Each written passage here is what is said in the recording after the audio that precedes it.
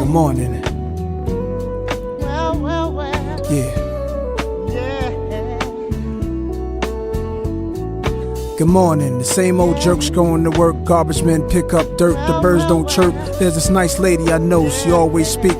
Okay, good day to you, our viewers out there. This is Base 360, and my name is Asante Clickwise. Today we have more issues for you. We are going to discuss, checking around the tidbits.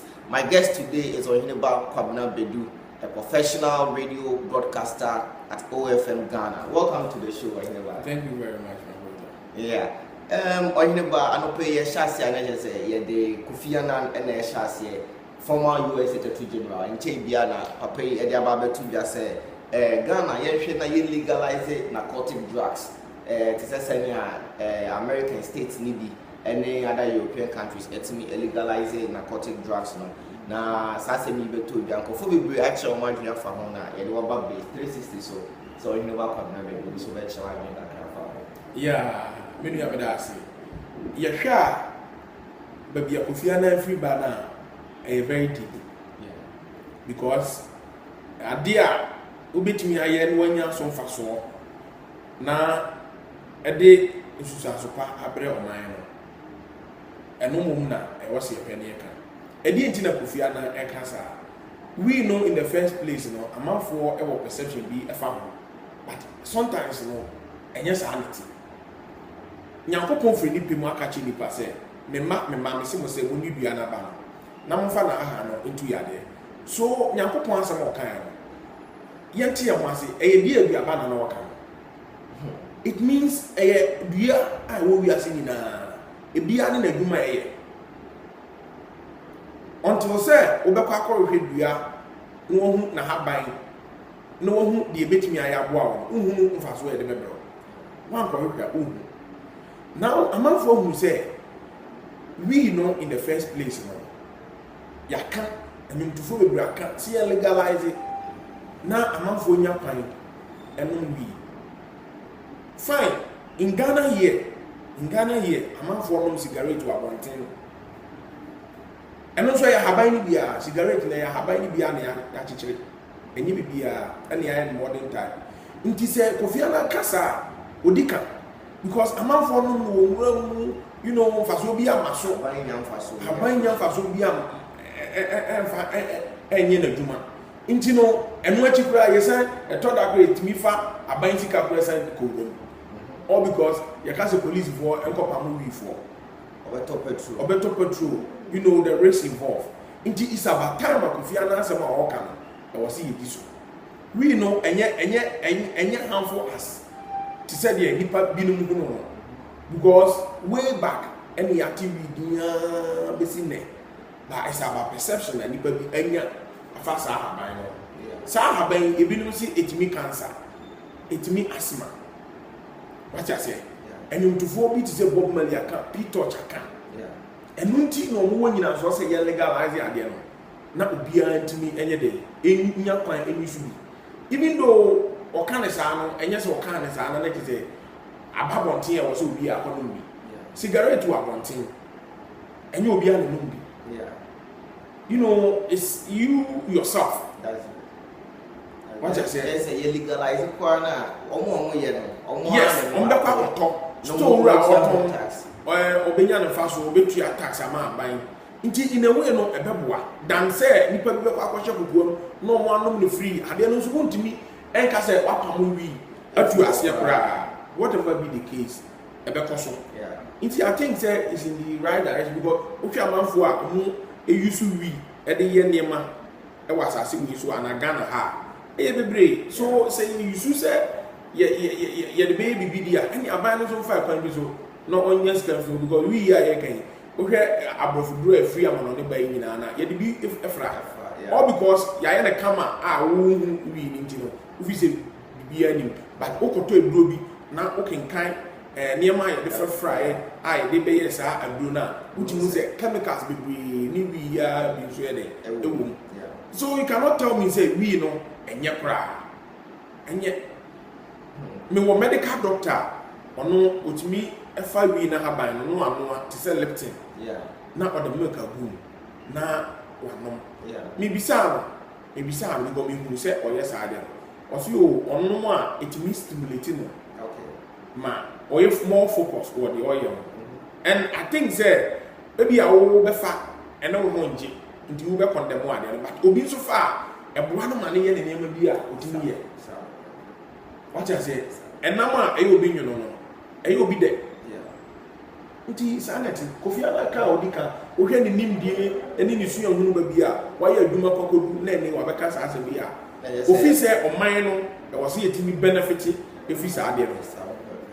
So let's just say Kofi Annan so dey no yemfa sadakakra my media partners P Media and afi Golden Media Network mo boy epushi jumenti e social media so any on ba eguso adwetwem komo na enche na Kennedy Japan any Efia Schwarzenegger sensem be PM na and I'm so ma despite group of companies actual open letter and they be park Kennedy Japan actual na we na Prophet Obinim so we only Efia Schwarzenegger nya sensem and maybe etwem na was we di mu yawe pa say despite group of companies I went to me and letter bi am fa me panicho na mum Kennedy Japan de omotimi action letter e de akwa ne chow asembe na ohini ba be kan fa sase mu me nua me da ase na asemwe de di kan em se obi nim ne Efia Schwarzenegger ensensem no edi kan buy answer Kennedy Japan de no eba na ohwe mu a em se ebra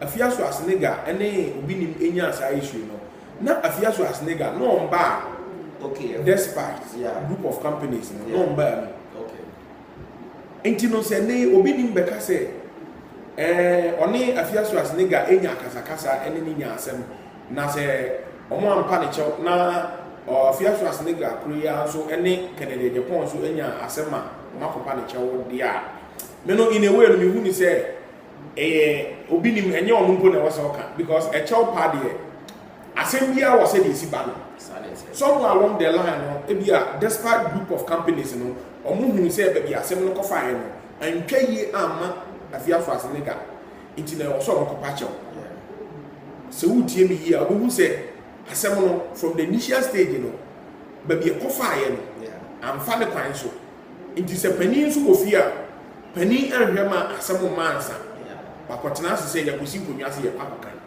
animoni mu na no mo ahwe no mo aka na asem de na asem Efia Schwarzenegger no hagi atum se ampa asem no se di sikoba ya no antwa yi nti edi chapa nti se pa eye owura Kennedy Japan chewa ne kwan so ano na ye bisa se obi nim de na o bisa se ono ya me pa ne chewa no e ba ne se why ne di kan obi why ne kan obi eno nche se obi nim ye sofu nti no at all cost se oni obi nya asem o se be pa ne chewa no maybe somewhere along the line wo sofu no wona wo di asem ne ba ye it's a wasam nya da wasam nya da is it the pouch wasam nya da in pouch nti ono ankasa no omra bio onkotena se no onwe se ha be nti na yakopa Kennedy Japan a chew na me de yam pa me chew because me so me ni Efia Schwarzenegger enya asem na o misa no se nti omo asem na ba ne se na me so me ni Efia Schwarzenegger de na ba ne se na bisa ho asem ba odi fo awo odi ma ohu agi se wa wa se onji ntu agi se wa wa se onji ntu because so from po de anka du ba bi a niam bu ho a onfa hu no nyame nipa ye hwe wo so ni aye nema ba se wo de wo no kototo wi asensemu na akola bi ekoka setia wa eno nkire se sebi wo obi mepa wo chewa na obi meyewe ena ye ka ne sa no kra no e chew pa no mpo no in the first place no nipa no onu ne ho a ena obepa wo chew but onu ne ho a o mepa wo chew ono Efia Schwarzenegger no hu ni se ono wo ne de waka ne yi but obi de na wan ka ne yi nti eno no uni timi ena e chew pa so kra nya by force ena we ni kwa no so e chew pa ni fi Efia Schwarzenegger or personal eye impanyfo the company ena mo atena se mo sa asem na ntwa yi nti yenkopa che ena we nso no mo de ne baaye no na enye Efia Schwarzenegger na onye adwuma o despite group of company no mba OKFM that's right nti ba bia na oye adwuma kane no ena nka awasa woka na sa asem we ya ma nka we ba kasa e chew pa so yem for so obi no ma pacho that's true Yo, there's if you're so snake most for there, no, you could see no. Now, Enra, your papa, Dr. Abiku Santana, your promotion be OKFM. So now, on a British High Commissioner, His Excellency John Benjamin, and a train come out to media. So now, I come on a baby, you know.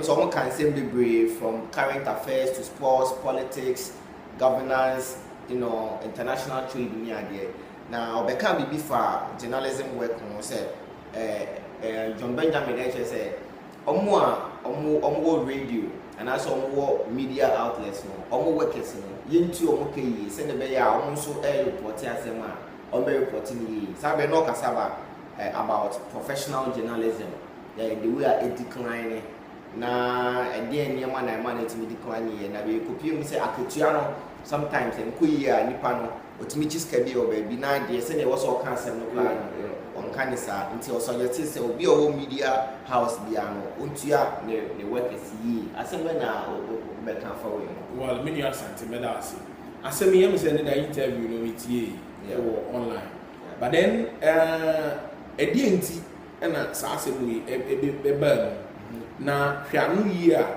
papa no e de bai eba ne say na owura John Benjamin British High Commissioner ehunu say Ghana media yentu omo kai na che say oyobi a oyenhwehwemu wado Ghana media no mu asukọ ahunu say nkre se media no begina ne nan fo a wo say one year wo various radio stations name you know TV stations no I was so much omo eduma efo ni said the be ya omo so betumi aka asem no said the eti enkonko ye say mehu asem no nemu obi ma na bibi enti madane asem no enti no wakasa now ye hwe bibi poverty ohia e ma nipa timi ton na bi ohia sabi o your economic terms bi you say our wants are many but our resources are limited nipa bia ni asase we isu a obeka se wetimi ya adwuma na watua ne kama na so na niama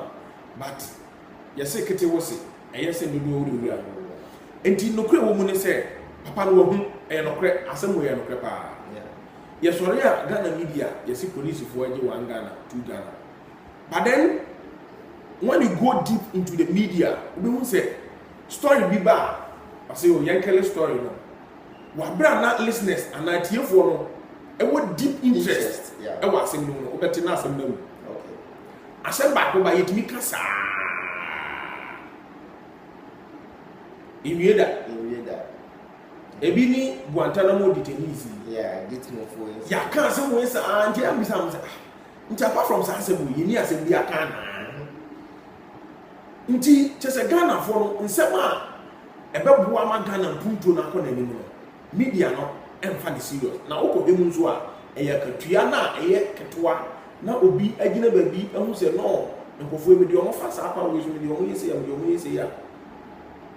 Meet me akele story no akomu personalities bi o media no ni akele story okay intino odika Ghana ha o he journalism and as a media as a whole no say they see practicing in US UK any other country developed countries no now they to Ghana there one even though you develop it to that level there but then we have a long way to go it say papa na kan there compare na bisa mo say who as a media person but so say me tua as I'm talking to you now a bit of media you know Ghana have so 102 million which is 200 Ghana a bit of there 100 Ghana a bit of there 150 Ghana what I say and it's very bad such a person na okopi bi so na was a report station na ni pana pebe 500 Ghana and 1,000 we crowd there for money.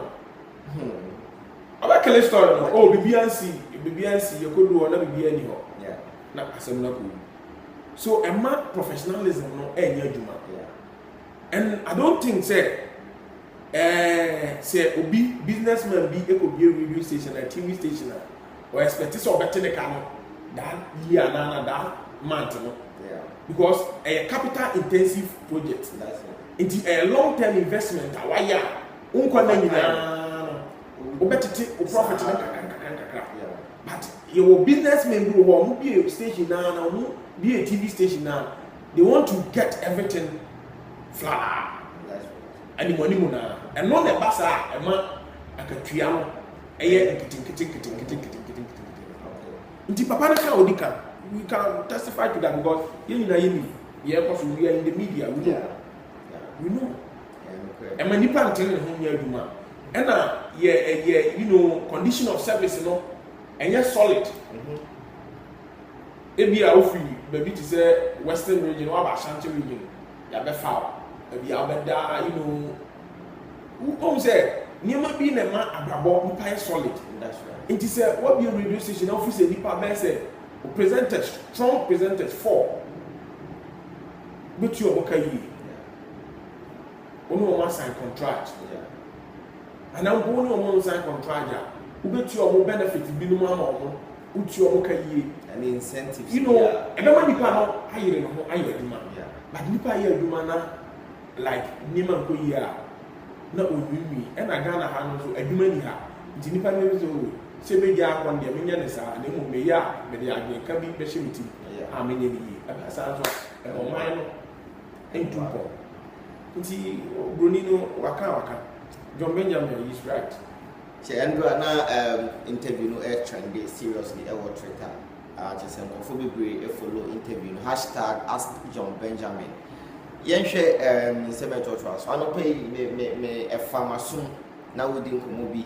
Na no pay na YC Electoral Commission opposition party no e be omo akopim mo court about the voters register. Them say voters register ho sensemi aba mankofo aka register ni nye ebisi enye ni say omatiko committee ani ade afei dey ba ni say na asem no akopim mo court election year enye women oyine ba dey asem na beka ache parties no emienu any YC ni Ghana for nyina about this voter register issue. Well, many answers beside our CPU. Na eba no YC voter register issue ya. Achima bi bebre na nsem bebre o ma no nso ananka etse me bisa. Na menya no yie bi bat. Me bisa menya ehye da nya no yie bi a. The obi aka mostly from the opposition they say voter register no enye credible. Na eya me bisa mo say voter register na you say enye credible. Enye good enough for election. Yeah. That same voter register no you used to at the assembly elections. Ama ya to assemblyman for so aba. Ama ebi no amoni omo take decision. Ama various districts, any municipal assemblies. Yeah. Amu ye aduma. Is it different or what is happening? Say now enye credible there. Na ke won say you use credit to about. But eno no man say obi akasa fa. Ye use eye aduma. Now assembly was ye say be say who be o say. Adentin na voter register no enye credible. Ghana ha ye mra Ghana ha. I give to me say wo ye Ghana ni betimi asa kwa ya America ni. That's right. Ubetimi afri o man bi so betimi asa be Ghana ni. Ya no ye friend dual citizenship. Yeah. Nti no ye ka say nti Ghana fo ni Togo. Ghana fo any Burkina, Ghana fo ni Cote d'Ivoire. Yeah. Ghana. Burkina fo ni Ghana. See, even in America, even in the UK, they don't have solid, voter register. You are dealing with human beings. Yeah. When in the family assembly, you see, there is a saying that in every institution, no one is fathomable. Yeah. No one is perfect. Whatever be the case, a voter register, me inclining. Nipa be who say perfect. Yeah, it been a problem. In America as well, do they have perfect voter register? I don't believe that. Oh, there are some Ghanaians and then one citizen. Our America, Yeah. I am a town DMs. Ya can't say we in giant cancer for. Meanwhile, Ghana high one. Problem will be in Suoma, lighting and so baby, school day able, hospitals any duma, health insurance, baby no more, a year duma, baby no to a year duma. And no one I was here, not masses and benefit. But every day, until you say, voter register, say, yeah, you're the 2 assemblyman for Swabay. I know you. And yes, assemblyman for Yana, and take a decision at this level. Yeah. If we believe in decentralization government, then it means there is no problem. Yeah. Oh, making one in Tiasia. Now, with him, I dare back when they say, I dare back when I was here, when he say, ye cast a voter register, and yes, Anna, a cotoni baby multimua. That be a yatuaba. Now, so as you are not painting or winning. We make us say, and now I dare not say, it's immediately been Tiasia. Now you did one near the cocoa, near the car. Now you won't mind, there be no mind or lucky behind. Neither be a beginning of your match times. Intimacy. South voter register from 92. Yes, son. You do baby a shot, said now, it say, not a picture credit. You do baby a bear black and white. Picture no your colored. And they be red colored. Come on. Into no, say, yes, you know. And now, who say, yes, you know, a independent body beer. And what say, do a man for condemning too much, sir. Because more I condemn a man for being interest with more. A baby do baby no, or can't some crana. In me, to India. Nepalisa, about 15 about 15 and was saying he's in a special in such a way, say, I said, no, me can't say or can't say, and our year is shaving them my anchor. But at the printer, you condemn. The baby no, Nipa Bellu interest. And then that's how we put ye OKFM, Abeku, ne John Benjamin, Obisama. I'm going to say UK and make a comment about the voter register. Yeah. What I say? We make a comment because Ghana, since time immemorial, I started about to way back 1992 BC. Yeah. But some elections, other countries. Yeah. So the UK government said, we are on top. Yeah. In the what I say, and don't even be asked Ghana Halo. Mrana Mahoka say a court. So, intimino is about time I was a voter register issue. Yeah, to baby kaka. Because for a while, every ama I don't think say, Mammy or say no, or say, or percent Nana Basabasa. Tell my friend, yeah, we probably bring Bonachi. Say, and after the girl to me, we swap. When so yet, now mind now in that case, question being what we beside say, Sa committee now, Yatsina, yes, you want to say, no more said the Beya, Nema, a Becoso, easy, I show you. A bit must start a point to once I say, we and easy way and be way and easy. Whatever be the case. What kind of hot rubber or the petty or but who say the panel petty or atade and a petty to matter into if it's only petty. Why not what kind of hat or so only petty? Then it will be only 8. We are watching say, oh, I'm alone. And but what to be our total petty and our to ascend. But not too much petty be that is a petty be. Into who in terms of politics and a voting. When they neutral, Obi Adunya, baby, even a software, but no woman say, see, you take a decision after mine one. And no, I was a woman, you will say, Okasama mine, but don't Kasama party. And only here, Ghana for party need to be our radio. Mimiting, meeting Gazaman Twaba, Metwaba. Me share near me, Cosso, made it to my brabo. Every near my environment, I want to say project, say lazy call me okay. Then you vote. That's right. Then you vote. No to aba. Eh, China wa dwen na me nkyerɛ ma me. Ntimi yɛ sɛ kabi. Na me nkabi. And then I'm a kabi ma me kabi amemu na ye di Ghana. Uguso etie base 360 meeting the Asante Clickwise and then my special guest I in the between komo yo hini back up na bedu. a seasoned radio broadcaster or OFM Ghana, the super host of Work and Happiness.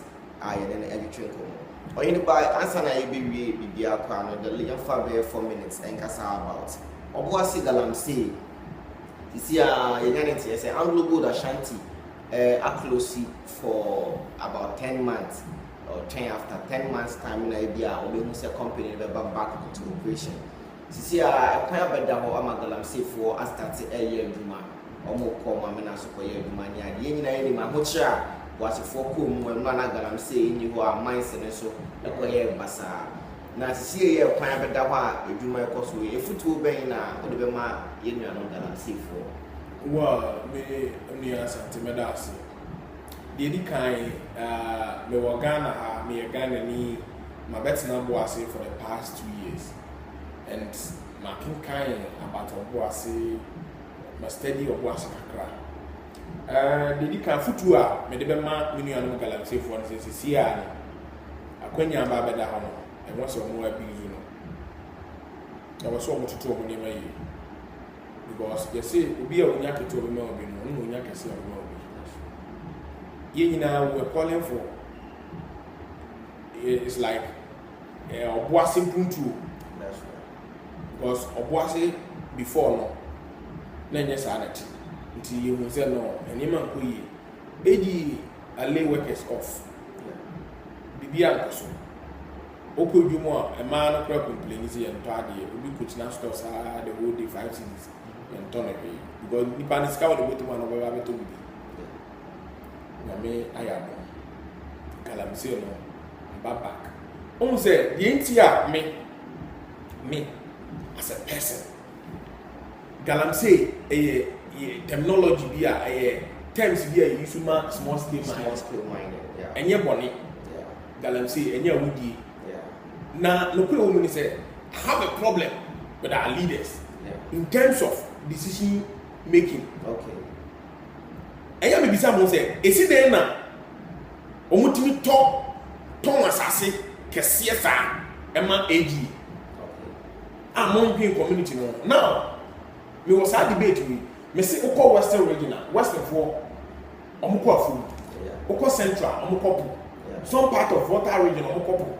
Oko Northern regional omudu omo ayoyo ne inkatie ne you know by running and whatever the same thing about Bonga for the same thing. Now when you come to Asante region specific Obuasi almost on there. They are living on board. So I was almost shooting me with from resources. What I say, but me give one just say. Now the entire me more times more debate I me me debate my Galamsey for and say the fact of the matter is say you too good Obuasi have for about 118 years now. Yeah. Look at Obuasi, the development of Obuasi. Me who? Now, you need gold house be our Obuasi. You took gold no way here underground. You buy a ba, not playing a bar.